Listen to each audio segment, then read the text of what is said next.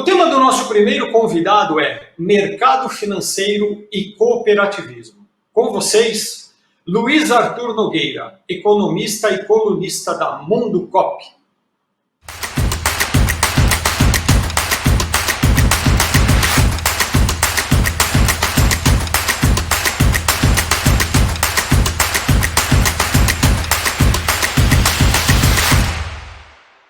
Obrigado, Douglas. Bom dia a todos. É um prazer enorme estar aqui com vocês neste Mundo Cop, da Mundo Cop, esse Cop Talks 2023. É um prazer enorme, uma alegria muito grande poder participar com vocês deste evento. Como foi destacado aí no início, eu tenho o prazer de ser colunista da revista Mundo Cop, poder conversar diretamente com o cooperativismo. Para mim sempre é uma grande alegria poder conversar com esse universo. Aliás, eu sou também cooperado, né? Então eu sei e vivo e conheço as vantagens da gente ser associado das cooperativas de crédito. Para mim é uma grande alegria, é um grande prazer, e a minha missão aqui nos próximos 30 minutos, passar uma mensagem sobre o cenário econômico, em especial do Brasil, e as oportunidades para o nosso setor. Eu até brincava antes de começar o evento aqui com o Douglas, e que a melhor forma de eu passar uma mensagem otimista é eu utilizar dos 30 minutos que eu tenho, 29 minutos eu vou falar da Argentina,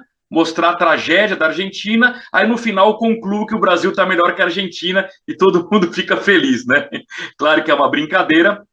Vamos lá, então, poder fazer essa apresentação. Queria, antes de mais nada, só deixar o meu abraço, além do Douglas, para o Luiz Cláudio também, diretor da Mundo Cop, para a Fernanda, enfim, toda a equipe que faz desta revista uma central de comunicação muito importante para o nosso cooperativismo, tá? Eu vou aqui fazer o compartilhamento da minha tela para a gente poder fazer esse bate-papo através de alguns slides que eu preparei para vocês aqui, tá bom? Pronto, fiz aqui o compartilhamento. Nosso tema, portanto, mercado financeiro, cooperativismo e oportunidades, tá bom? Eu queria aqui de cara, pessoal, deixar para vocês à disposição as minhas redes sociais. Lembrando que o meu Luiz é com S, o meu Arthur é sem H, então no @Luiz Arthur Nogueira, vocês me encontram no Instagram, me encontram no LinkedIn, no Facebook, enfim, nas principais redes sociais. Fiquem à vontade para tirar print da tela, fotos e me marcar, porque depois eu reposto e a gente continua também fazendo esse bate-papo nas redes sociais, tá bom? Então vamos lá, pessoal. Eu queria começar o nosso bate-papo investindo alguns minutinhos para dar um rápido panorama do mundo. Não temos como ignorar que neste momento nós temos uma guerra em curso entre o Hamas e Israel, e essa guerra, do ponto de vista econômico, qual é a importância dela? É que ela piora um cenário de inflação que já vinha ruim desde o período da pandemia, quando a China foi o grande epicentro e fechou a sua economia, e depois, no pós-pandemia, veio a guerra da Rússia na Ucrânia, a inflação bateu quase 10% nas principais economias do mundo, incluindo Estados Unidos e a zona do euro. Isso obrigou os bancos centrais a subirem juros, como mostra essa capa da revista The Economist, e a conclusão é que neste ano de 2023, o mundo está crescendo menos. E aí, com essa guerra do Hamas contra Israel, de novo pressionando o preço do barril do petróleo e podendo se alastrar para outras regiões lá no Oriente Médio, o grande risco dessa guerra é ela, de fato, fazer com que os preços da economia subam ainda mais, não só do petróleo, mas os demais preços importantes da economia. Isso vai continuar pressionando a inflação no mundo inteiro, e a má notícia é que os juros precisarão continuar altos ou serão ainda mais elevados para combater justamente essa inflação. Então, obviamente, além da questão humanitária de uma guerra que ninguém deseja jamais, do ponto de vista econômico, toda vez que surge um conflito relevante no mundo, isso impacta nos preços de commodities em geral, consequentemente pega na inflação e os juros sobem. Isso é muito ruim, porque, como eu disse, faz a economia crescer menos. Só para vocês terem uma ideia, no ano passado, na média, o mundo cresceu 3,5%.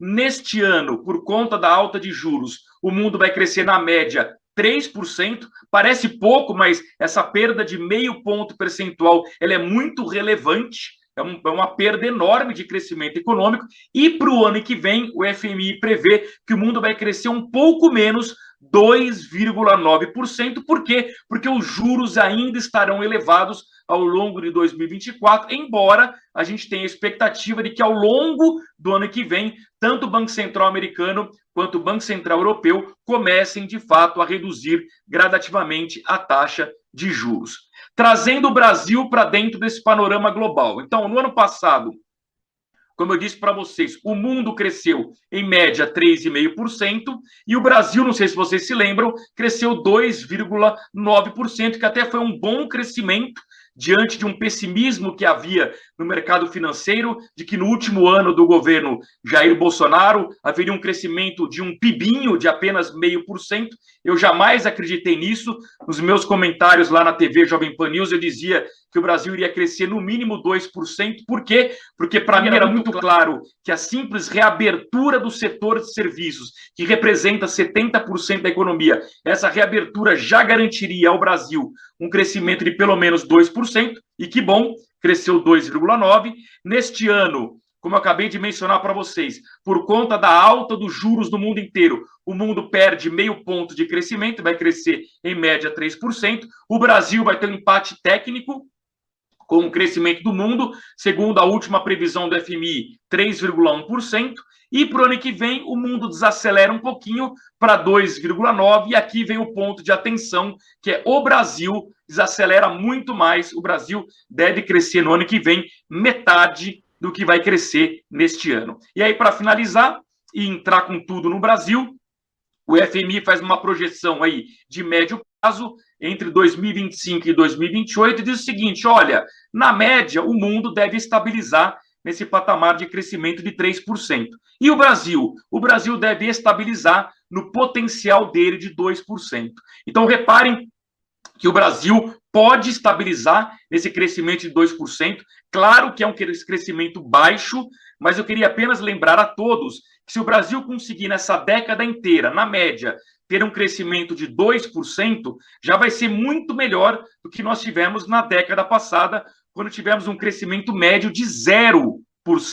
Por que o Brasil cresceu 0% na década que foi de 2011 a 2020? Porque nós tivemos, infelizmente, aquela tragédia econômica ali no finalzinho do governo Dilma, 2015 e 2016, quando registramos a maior recessão da nossa história. E em 2020, que foi o último ano da década, nós tivemos também a recessão econômica por conta da pandemia. Então, quando a gente inclui esses 3 anos problemáticos da década passada, o crescimento médio da década inteira foi 0. Então, crescer 2% ao ano em média não é exatamente ruim. Agora, eu queria apenas chamar a atenção de vocês, reparem a coluna do lado esquerdo, o crescimento do mundo, compare com o crescimento do Brasil. Aparentemente, parece um crescimento normal, que está indo bem.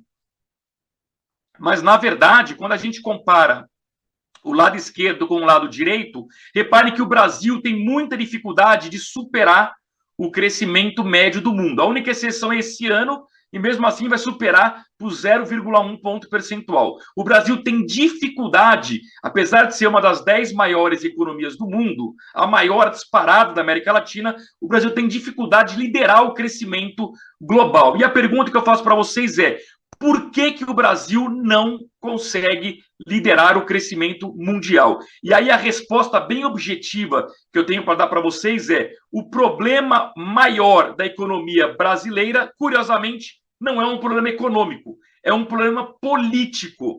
A política continua atrapalhando o crescimento econômico do Brasil. A política, felizmente, não impede o Brasil de crescer. Nós vamos crescer esse ano, crescemos o ano passado, mas a política impede o Brasil de crescer mais do que a média do mundo e, portanto, liderar esse crescimento. E aí eu queria, neste momento, fazer uma interação com vocês. Quem já participou de alguma palestra minha sabe que eu sempre coloco algumas enquetes para vocês participarem, e a pergunta que eu quero fazer para vocês, vocês vão responder aí na tela do celular de vocês ou no próprio computador de vocês, tá? Eu brinco que durante a campanha eleitoral, muitas pessoas reclamavam dos institutos de pesquisa, do Datafolha, e eu criei o concorrente do Datafolha, que é o Data Nogueira. O que é o Data Nogueira? Nada mais é do que o meu instituto que capta o voto de vocês e a gente coloca aqui em tempo real. Eu também brinco que o Data Nogueira ele é mais transparente que a urna eletrônica do TSE.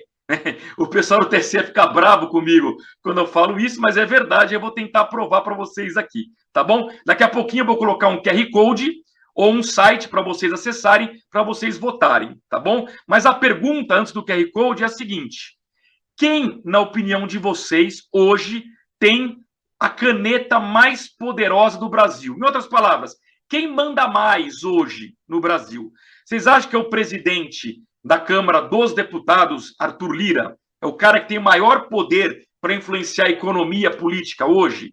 Vocês acham que é o presidente do Senado, Rodrigo Pacheco, o cara mais poderoso?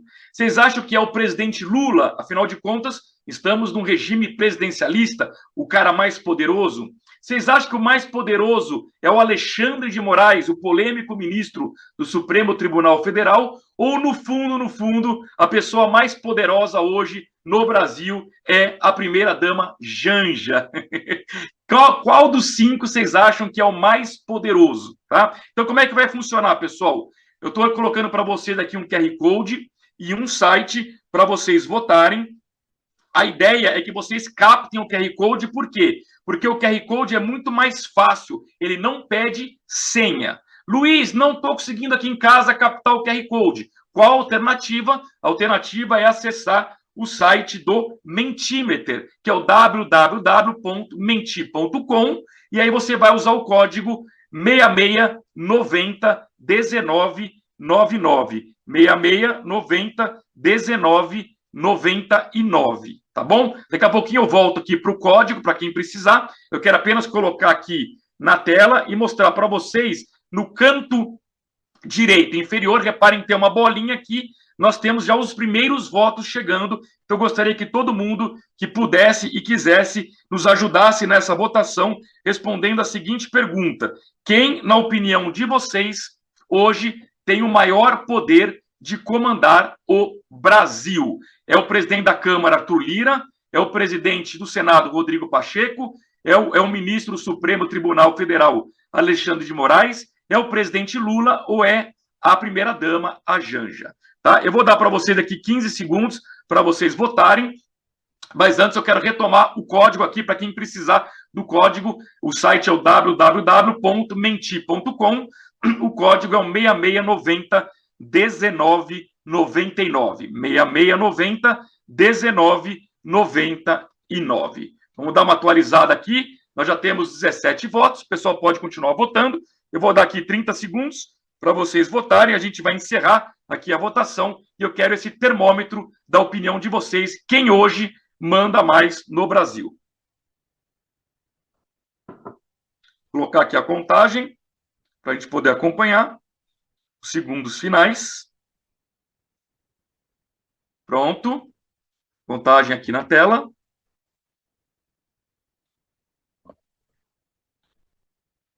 Cinco segundos. 4, 3, 2, 1.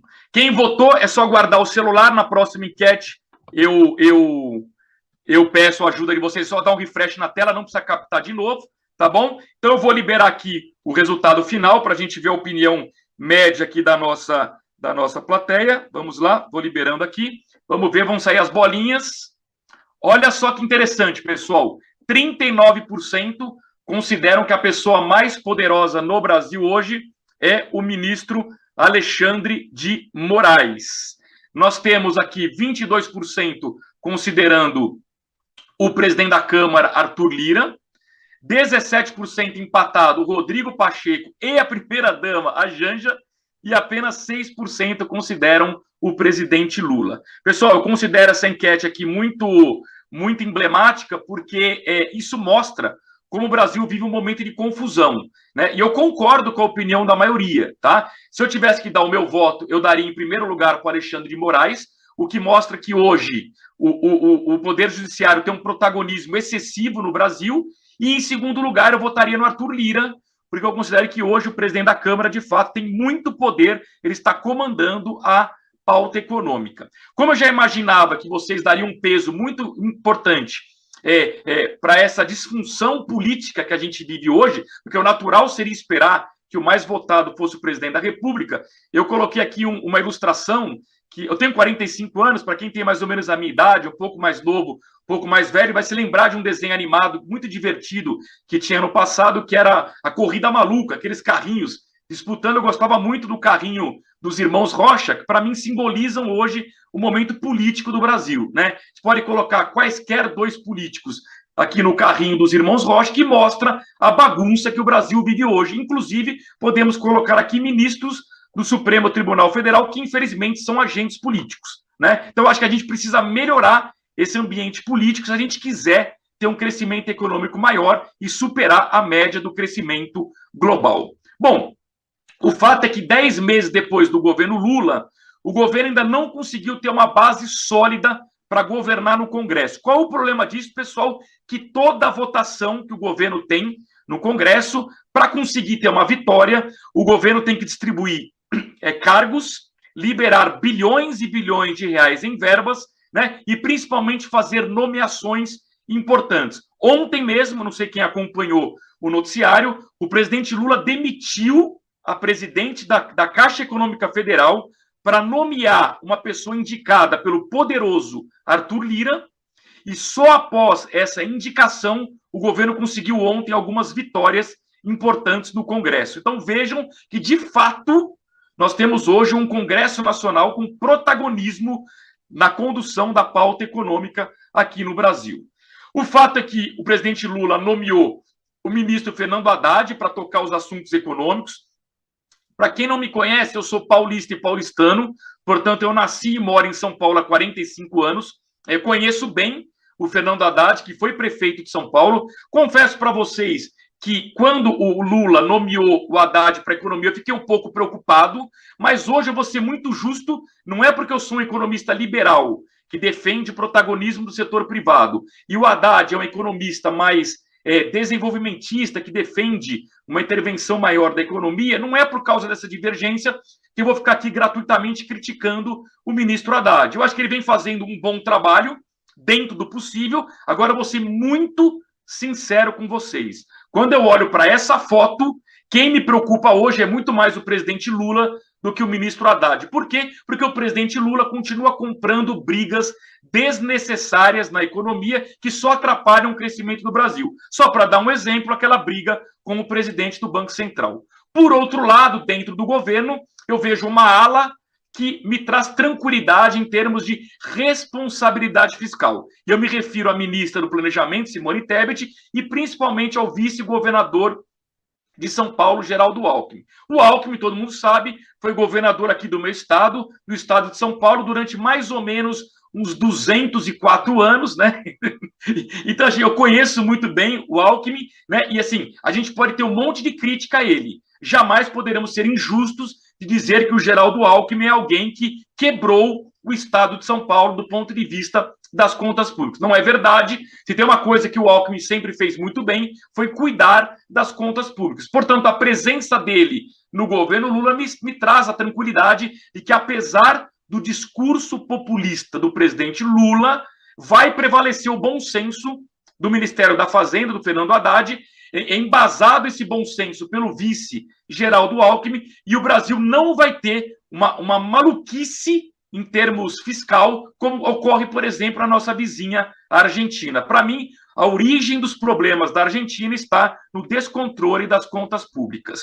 Agora, pessoal, não devemos brigar com os números. É um fato de que, apesar dos ruídos políticos que eu comentei aqui, inclusive ruídos esses causados pelo Supremo Tribunal Federal, pelo próprio presidente Lula, o ano está melhor do que o mercado projetava. No começo do ano, o mercado projetava um crescimento baixo de 1,5%, e como eu mostrei agora há pouco, nós vamos crescer em torno de 3% este ano. Qual é o milagre do crescimento deste ano? Na verdade, não há milagre nenhum. Nós temos um governo que decidiu aumentar os gastos públicos, e essa injeção de dinheiro na economia, num primeiro momento, gera crescimento econômico. Então, manteve lá o Auxílio Brasil, Bolsa Família, de R$600, ampliou mais R$150 para aquelas crianças até 6 anos, aumentou o salário mínimo para R$1.320, deu reajuste para os servidores de 9%, isentou de imposto de renda todo mundo que ganha até 2 salários mínimos, deu benefício para as pessoas comprarem carros, está turbinando o crédito através dos bancos públicos, está turbinando o PAC com obras públicas, está retomando o Minha Casa, Minha Vida. Eu não estou nem aqui criticando essas decisões, eu estou apenas constatando que todas essas medidas que estão nesse slide significam aumento de gastos públicos. Num primeiro momento, quando você aumenta o gasto público, você acelera o crescimento econômico. O problema é que isso não é sustentável, isso é voo de galinha, por isso que o Brasil vai crescer apenas a metade no ano que vem. Luiz, qual seria a solução? Na minha modesta opinião, a solução seria o governo, em algum momento, cuidar com mais seriedade dos gastos públicos e permitir que o setor privado lidere esse crescimento econômico. Crescimento econômico só baseado no consumo, sem investimento do setor privado, é um crescimento econômico não sustentável.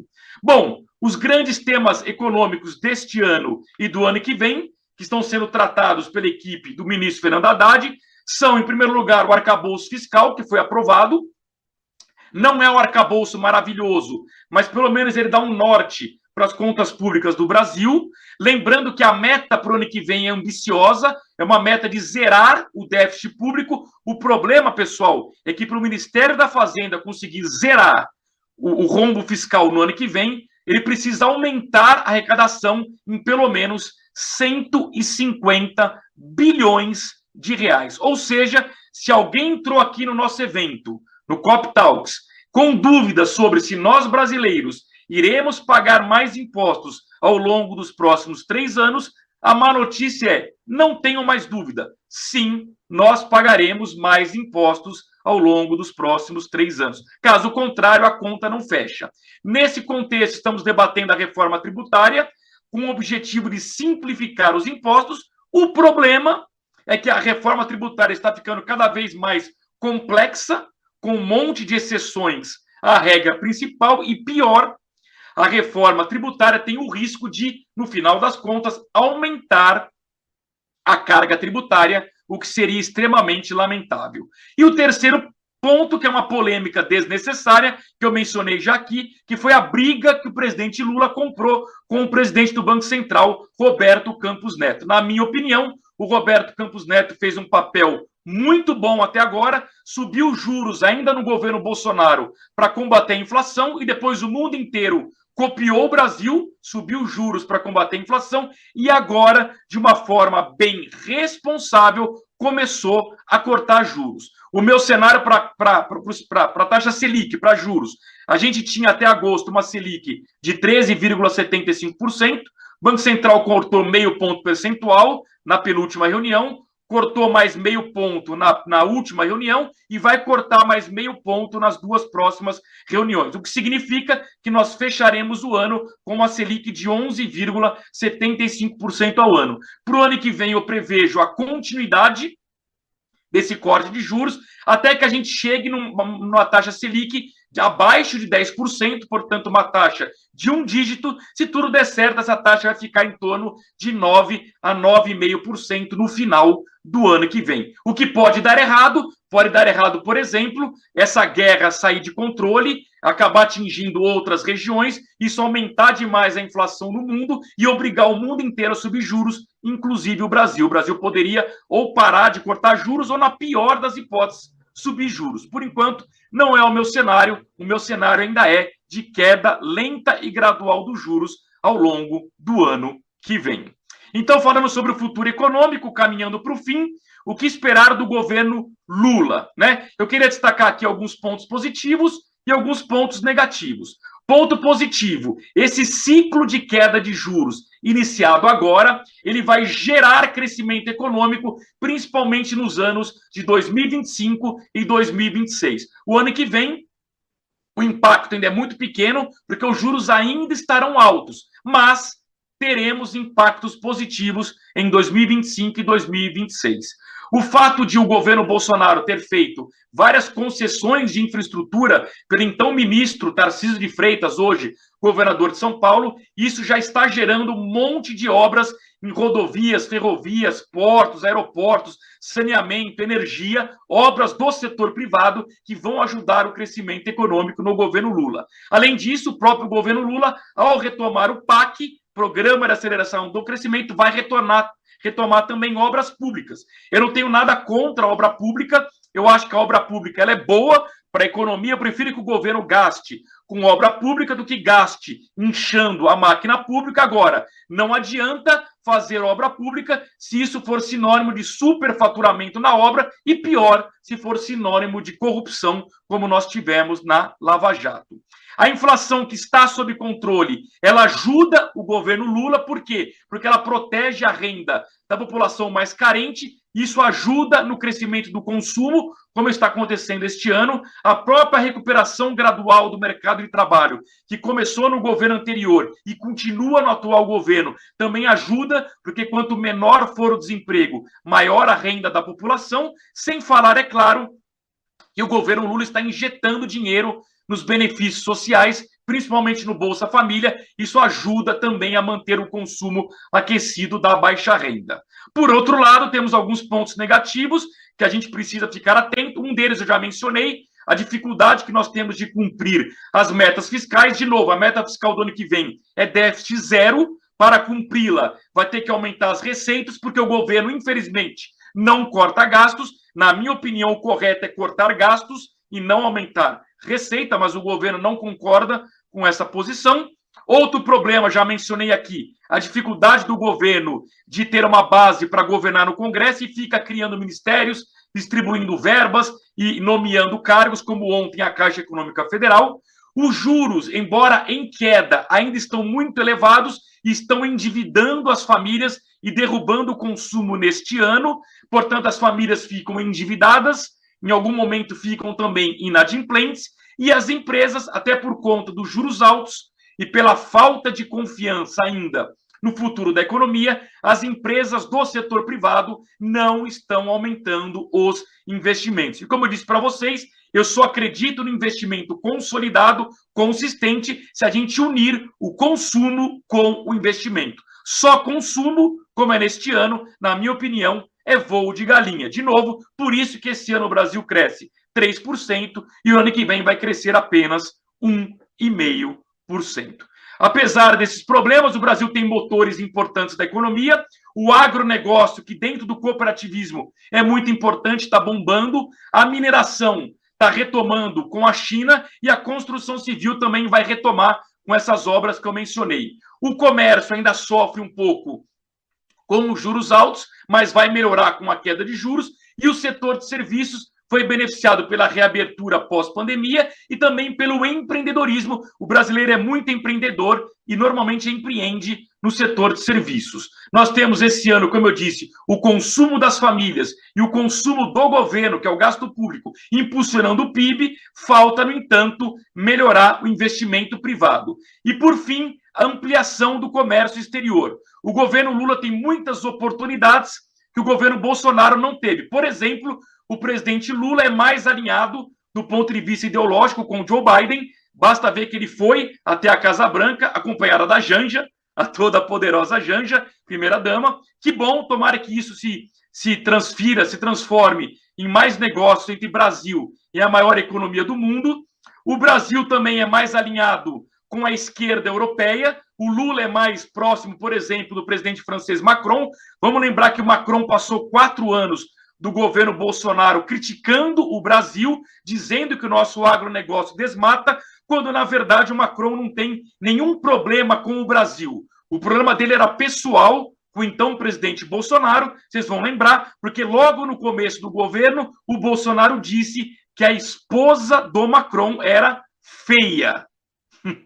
E aí, pessoal, disse isso, virou inimigo pessoal. Espero que o presidente Lula, por ser mais próximo, consiga derrubar as barreiras europeias ao nosso agronegócio e consolide o acordo Mercosul-União Europeia. Outra oportunidade com a China. Obviamente, a China é um governo de esquerda, o nosso governo é de esquerda, natural que haja mais oportunidades. E na Argentina, não sabemos quem vai ganhar, hoje ainda é um governo de esquerda, teremos o segundo turno entre a esquerda e a direita. Por enquanto, o presidente Lula tem oportunidades de ampliar os negócios com o nosso parceiro, com a Argentina. E para finalizar, pessoal, concluindo, as oportunidades para o cooperativismo financeiro. Será que nós vamos, nosso setor, continuar crescendo? A resposta é sim, mas nós temos alguns desafios. Eu colocarei aqui 3 desafios. Com essa queda lenta e gradual da Selic, a pergunta que eu faço para vocês é: qual será o maior desafio das cooperativas nos próximos meses? Na opinião de vocês, é reduzir essa inadimplência, que infelizmente vem crescendo? Na opinião de vocês, é conseguir aumentar o volume de crédito, porque as pessoas deixaram de tomar crédito por conta da alta de juros? Ou, na opinião de vocês, o mais difícil é captar recursos para as nossas cooperativas, porque os nossos cooperados estão investindo, por exemplo, em outras instituições? Pessoal, é o mesmo QR Code, é o mesmo site. Eu vou liberar aqui para vocês votarem. Eu já estou caminhando para o fim daqui da minha apresentação. Quero dar 30 segundos para vocês votarem. Quero saber de vocês qual é, na opinião de vocês, o maior desafio que o Brasil tem hoje em relação ao cooperativismo de crédito, ao cooperativismo financeiro. Então, pessoal, os primeiros votos já estão chegando. Reparem aqui do lado direito, os primeiros votos já estão chegando. Vou dar 30 segundos para vocês responderem. Na opinião de vocês, qual é o maior desafio das cooperativas nos próximos meses? Para quem quiser, é só dar um refresh na tela. Luiz, não estou conseguindo, o que está acontecendo? Capta de novo o QR Code ou digita www.menti.com, usa o código 66901999. 66901999. Então vamos lá, pessoal, vou dar aqui 15 segundos para vocês finalizarem a votação. Colocar o contador aqui na tela. Pronto, 15 segundos. Os últimos votos chegando. Vamos lá, 5 segundos. E aí eu rapidamente já termino, que meu tempo está se esgotando. Eu só tenho mais 2 minutos. Vamos lá. Pronto, tempo esgotado, pessoal. Vamos lá, eu vou liberar aqui para vocês os votos. Atenção para as respostas de vocês. Vamos lá. Vamos liberar aqui o resultado. Vamos lá. Liberando. Pronto. Olha só que interessante, pessoal. 60% considera que o mais importante, a maior meta, o maior desafio é reduzir a inadimplência. 27% fala sobre a dificuldade de captar recursos dos associados e 13% reclama da dificuldade de de aumentar o volume de crédito na economia. Eu concordo com a maioria. A redução da inadimplência é um desafio porque os juros, embora em queda, ainda estão muito elevados. Então, a gente tem que conversar com os nossos associados para tentar, na medida do possível, renegociar essas dívidas e ajudar esse associado a não ficar inadimplente. Em relação ao crédito, evidentemente que o juro alto aumentou a inadimplência, como eu disse, dificultou o crédito. Agora, nós, do cooperativismo de crédito, nós temos um grande diferencial em relação aos grandes bancos. Qual é esse diferencial? Nós conhecemos o nosso associado muito melhor do que os grandes bancos conhecem os clientes deles. Por isso que a nossa inadimplência, na média, é muito menor dentro do sistema financeiro. Agora, a boa notícia é que ao longo do ano que vem, com a queda da Selic, o crédito vai voltar a crescer. Eu não tenho dúvidas de que a oferta de crédito vai aumentar e a demanda pelo crédito também vai crescer. E, por fim, pessoal, eu acho que um grande desafio do nosso setor do cooperativismo, a gente precisa investir mais em comunicação.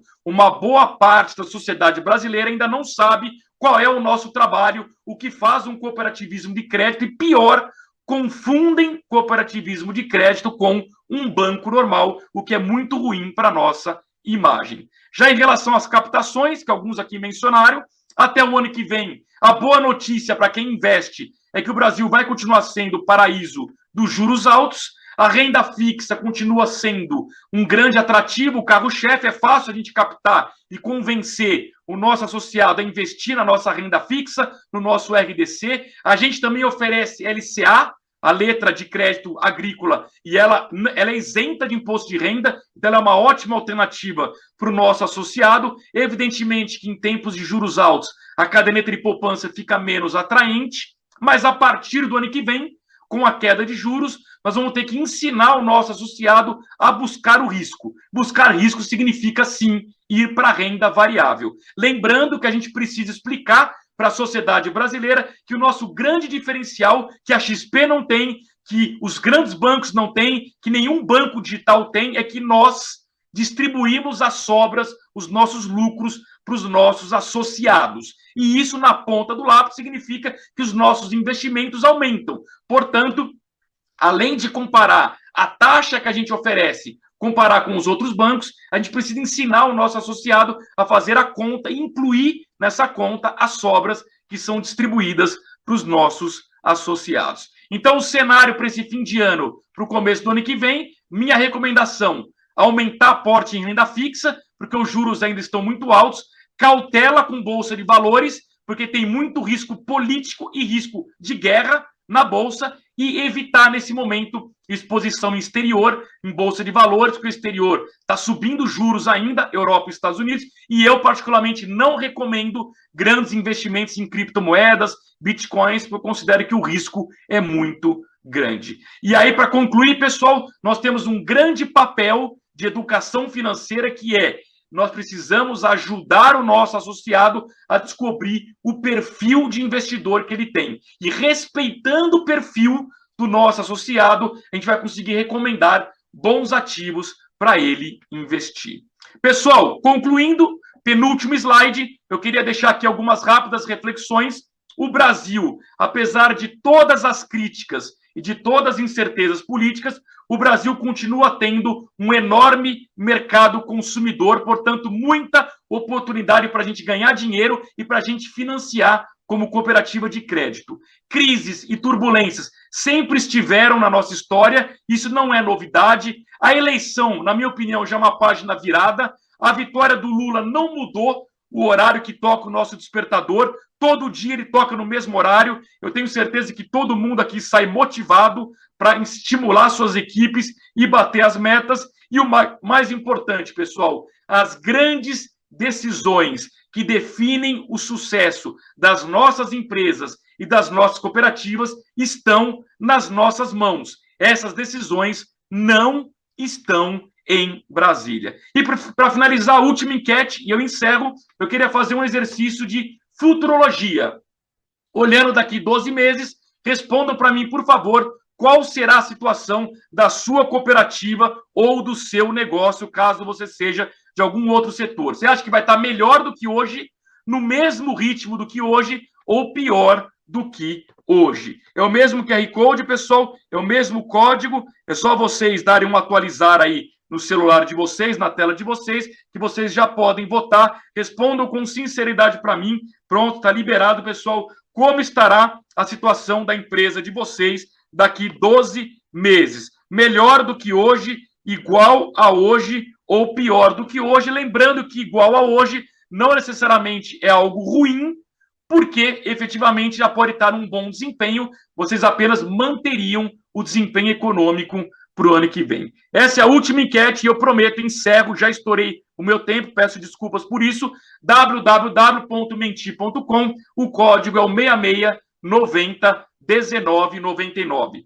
66901999. Respondam para mim como estará a empresa de vocês ou a cooperativa de vocês daqui 12 meses. Eu vou dar 15 segundos para vocês responderem. Pronto, 15 segundos na tela, a gente encerra e vê o resultado. Vamos lá? 6 segundos.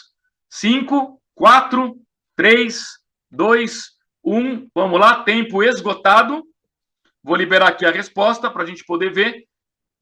Quero ver a opinião de vocês, como estará a situação da empresa de vocês ou da cooperativa de vocês daqui 12 meses. Olha que resposta expressiva, pessoal. 91% disseram que vai estar melhor, 9% disseram que vai estar pior. Eu considero esse um resultado altamente otimista e positivo num contexto em que temos guerra no mundo, inflação alta e muitas incertezas econômicas e políticas aqui no Brasil. É por isso que eu continuo muito otimista em relação ao futuro do cooperativismo e encerro com o meu slogan que eu uso desde 1996, quando eu comecei minha carreira como economista e jornalista. Portanto, usei no governo FHC 1 e 2, usei no governo Lula 1 e 2, usei no governo Dilma 1 e 1,5, usei no governo meio do Temer, usei no governo Bolsonaro, estou usando agora no governo Lula 3. O meu slogan é muito simples: o Brasil é maior do que qualquer governo. O que eu quero dizer com isso é que,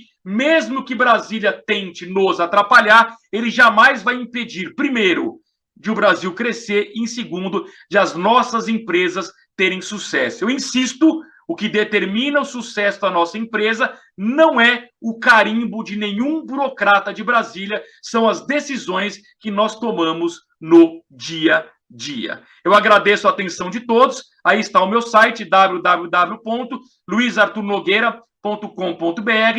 Fico à disposição de vocês para palestras e eventos. Um grande abraço, foi um prazer. Eu devolvo agora a palavra para o Douglas. Excelente, Luiz. O Data Nogueira, eu acho que ele disse tudo. 91% de otimismo. Olha, eu acho que isso traduz o sentimento. Isso é muito bacana. Ô, Luiz, eu queria te fazer uma pergunta. Você falou bastante, esse pessoal está otimista em relação ao cooperativismo, mas você trouxe alguns pontos aqui interessantes. Principalmente dessa parte de comunicação, o desconhecimento.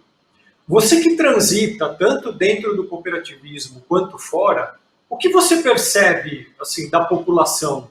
Existe esse desconhecimento? As pessoas não conhecem realmente o cooperativismo? Infelizmente, sim, Douglas, mas isso varia muito no Brasil, né? Eu tenho o privilégio, por conta das palestras que eu faço, eu viajo muito o país. E é impressionante como a gente tem regiões em que o cooperativismo já é extremamente fácil de ser entendido, já faz parte da vida das pessoas. Então, por exemplo, quando eu vou ao Paraná, Santa Catarina, Rio Grande do Sul, Mato Grosso do Sul e até Goiás, eu percebo uma clareza muito grande sobre o cooperativismo de crédito. Isso, infelizmente, não é verdade quando eu vou para a região Nordeste, para alguns lugares da região Norte e aqui na região Nordeste. É para citar só um exemplo, Douglas. Eu moro na cidade de São Paulo, que sem dúvida é a maior cidade do país, o grande centro financeiro. Nós temos hoje o cooperativismo de crédito com agências em duas avenidas emblemáticas da cidade, que são a Avenida Paulista e a Faria Lima. E se você parar uma pessoa na porta de uma agência do cooperativismo e perguntar o que é isso, dando um exemplo, o que é o Sicredi, o que é o Cicobi, que estão na Faria Lima, estão na Avenida Paulista, o risco de um paulistano dizer que não sabe ou dizer, é um banco, esse risco é muito grande. Por isso que eu insisto, Douglas, nós temos aqui como cooperativismo financeiro uma grande missão, a batalha da comunicação para explicar quais são as vantagens do cooperativismo financeiro e deixar bem claro para a sociedade que o cooperativismo financeiro não tem nada a ver com o sistema bancário. É comunicação. E como você falou, quando você Nordeste, ainda o desconhecimento é maior. Eu acho que esse trabalho de comunicação, de divulgação, de catequização é fundamental para a gente. Luiz, quero agradecer muito sua participação aqui. Você trouxe um tema excelente.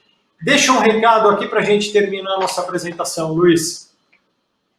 O meu recado é muito simples, Douglas. Vamos todo mundo abraçar o cooperativismo, ajudar nessa batalha da comunicação e do ponto de vista dos negócios. Vamos acompanhar com lupa, sim, tudo o que acontece em Brasília, mas jamais deixar que as nossas decisões internas das nossas empresas e das nossas cooperativas, que essas decisões sejam contaminadas por Brasília. Não, não. O Brasil é muito maior do que qualquer governo e as nossas empresas, por tabela, são muito maiores do que qualquer decisão de Brasília. Excelente, Luiz. Muito obrigado. Quero te agradecer mais uma vez. Obrigado pela sua participação. Bom dia e até a próxima, Luiz. Eu que agradeço. Um bom dia a todos.